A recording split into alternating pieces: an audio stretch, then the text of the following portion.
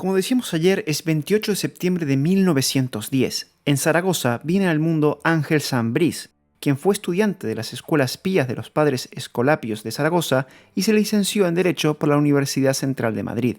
Ingresó en la carrera diplomática en 1933 y finalizó sus estudios poco antes de que se iniciara la Guerra Civil Española, conflicto durante el cual se enroló en las tropas sublevadas. Finalizada la contienda, el nuevo gobierno le asignó su primer destino. Don Ángel fue destinado a la Embajada Española en Egipto como encargado de negocios y años más tarde, en 1942, recibió su segundo destino, Hungría. El país magiar, en un primer momento, se había declarado neutral ante el estallido de la Segunda Guerra Mundial, pero aquello duró poco, puesto que empezó a mostrar ciertas simpatías por el eje debido a que Miklos Horthy, quien gobernaba en Hungría por entonces, creyó que podría alcanzar ciertas pretensiones territoriales. La relación con los alemanes se torció en cuanto la guerra se empezó a decantar a favor de los aliados. Hitler se terminó hartando de la política de Horthy y decidió intervenir militarmente el país en 1944. Los alemanes colocaron en el gobierno a Dome Tokaj, un colaboracionista pro-nazi con el que las cosas iban a cambiar radicalmente en Hungría. Por entonces, la comunidad judía en Hungría se estimaba alrededor de unas 800.000 personas, las cuales habían sufrido hasta 1944 el antisemitismo con pogromos que costaron la vida a muchos de ellos. Sin embargo, con la intervención alemana, la situación empeoró radicalmente. El nuevo gobierno húngaro invitó a Adolf Eichmann para que supervisara los planes de deportación de los judíos a campos de exterminio. Ante la barbarie desatada en Hungría, Miguel Ángel Mugiro, encargado de negocios, y Ángel Sambrís, secretario de la embajada, no pudieron permanecer indiferentes.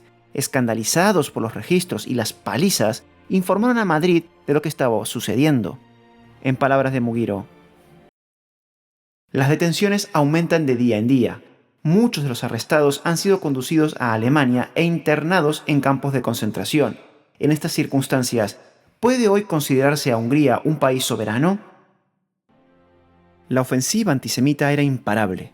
Pronto los judíos fueron obligados a llevar cosidas a sus ropas la estrella de David. Así escribía el diplomático español al respecto. La ciudad aparece llena de individuos que ostentan la insignia amarilla. Muchas casas de judíos han sido saqueadas por la Gestapo, y sus habitantes maltratados y arrestados por esa despiadada policía. Incluso ambos diplomáticos intuían que el destino de los que eran deportados era la muerte. Así nos encontramos lo que informó Sambrís el 15 de septiembre de 1944. No obstante, en la nota verbal de referencia no se hace mención al hecho de que entre las 500.000 personas deportadas había un gran número de mujeres, ancianos y niños perfectamente ineptos para el trabajo, y sobre cuya suerte corren en este país los rumores más pesimistas. Mugiro y Sambrís se pusieron manos a la obra. Lo primero era encontrar una forma de proteger a los judíos, la cual la encontraron en un viejo decreto promulgado por Primo de Rivera en 1924, según el cual todos los que demostraran ser de origen sefardita obtendrían la nacionalidad española. Un detalle que se les escapó a ambos, o tal vez no, era que el decreto había expirado en 1931. Pero el riesgo valía la pena. Además, el gobierno de Madrid parecía no recordarlo y ni los alemanes ni los húngaros lo sabían. Una vez asegurada esa base legal, Brís y Mugiro salieron a buscar a los judíos. De esta forma, Mugiro consiguió visados españoles para 500 niños de entre 5 y 15 años, a los que se consiguió enviar a Tánger, librándolos de una muerte segura. Al tiempo que realizaban esta labor, Mugiro protestaba ante las autoridades húngaras por el trato contra los judíos, lo que provocó mucho malestar entre húngaros y alemanes, quienes presentaron una queja ante las autoridades españolas que terminó llevando a que Mugiro fuera cesado fulminantemente, dejando todo el trabajo a nuestro protagonista, Sambrís.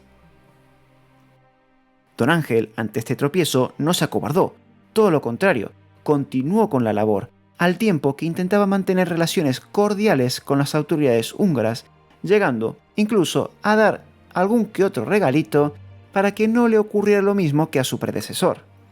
Sin embargo, Zambriz se encontró con otro problema. Había conseguido del gobierno español la autorización para emitir solo 200 pasaportes para judíos sefarditas, un número claramente insuficiente. Por ello, nuestro protagonista puso en marcha su ingenio que le llevó a emitir alrededor de 2.300 salvoconductos o cartas de protección. Te preguntarás, ¿cómo lo hizo? A la hora de emitir estos documentos, jugó con la numeración de los mismos para nunca llegar al número 200, número conocido tanto por las autoridades húngaras como las alemanas. Así nos encontramos, por ejemplo, con el documento número 1, el 1A, 1B, 1C y así sucesivamente, siendo todos documentos legales y diferentes entre ellos. De esta forma, Zambriz consiguió el milagro. El trabajo de nuestro protagonista no se limitó a firmar documentos y ya está, sino que salió en búsqueda de judíos a donde fuera, incluso a las propias estaciones de donde salían deportados. El problema es que en Hungría había muy pocos sefarditas, por lo que tuvieron que interpretar la ley de una forma, digamos, cada vez más laxa. Empezó entregando pasaportes a los judíos no sefarditas, pero que tuvieran parientes en España, para terminar entregando documentación a todo aquel que alzara la mano ante la pregunta si tenía algo que ver con España. Al principio, pudo ubicar a los judíos en la propia embajada y en su casa, pero se volvió imposible a medida que salvaba más y más personas. Aquello obligó a alojarlos en otras ubicaciones, por lo que Zambriz alquiló varios inmuebles en nombre y con fondos de la embajada y las rotuló como anejo a la legación española, por lo que en teoría ni alemanes ni húngaros podían entrar, pero solo en teoría, ya que sí que entraban para sacar de allí a los judíos y deportarlos. Por ello, Zambriz había ordenado que se vigilara constantemente la entrada y ante cualquier problema se avisara a la embajada española. Y no fueron pocas las ocasiones en que el español y sus colaboradores tuvieron que salir corriendo a las comisarías, estaciones de tren o marchas de la muerte para salvar a estos refugiados con el riesgo que aquello conllevaba. Ante la inminente caída de Budapest en manos del Ejército Rojo, Zambriz recibió el 13 de octubre la orden de retirarse, pero el diplomático español intentó alargar su permanencia todo lo posible, retrasando su salida por 2 meses. Finalmente, abandonó Budapest el 7 de diciembre de 1944. Sin embargo, la labor no murió con él. La embajada española que permaneció en la ciudad, junto con el italiano Jorge Perlasca, continuó salvando vidas. Pero, ¿quién es Perlasca? Un veterano de la Guerra Civil Española y ciudadano español honorario, quien ya venía ayudando al embajador español y con la marcha de este, continuó la labor utilizando documentos de identidad falsos con los que declaraba ser el embajador español en funciones. ¿Cómo lo consiguió? Lo primero, tuvo que hacer frente a los húngaros y alemanes que, al ser informados de que Zambriz había abandonado Hungría, entendieron que ya no había embajada española y, por tanto, no había motivo para mantener la protección de los judíos. Aquello llevó a Perlasca a presentarse ante las autoridades informando que la embajada española continuaba en funciones y que él se encontraba al frente de ella. Resuelto esto, siguieron emitiendo documentación con la firma de Zambriz y poniendo la fecha anterior a la partida del diplomático español. De esta forma, consiguieron mantener a los judíos a salvo hasta que los soviéticos entraron en Budapest. Gracias a la labor de Mugiro, Zambriz, Perlasca y el resto del equipo de la legación española en Budapest, se salvaron alrededor de 5.500 judíos. Aquella acción humanitaria afortunadamente no cayó en el olvido y el reconocimiento por la misma llegó con el paso de los años. En el año 1966, el Estado de Israel le concede a Ángel Zambriz el título de Justo entre las Naciones. Nuestro protagonista pidió autorización para recibir este honor, pero le fue denegada debido a la política exterior que estaba llevando España en aquel momento, muy relacionada con los países árabes.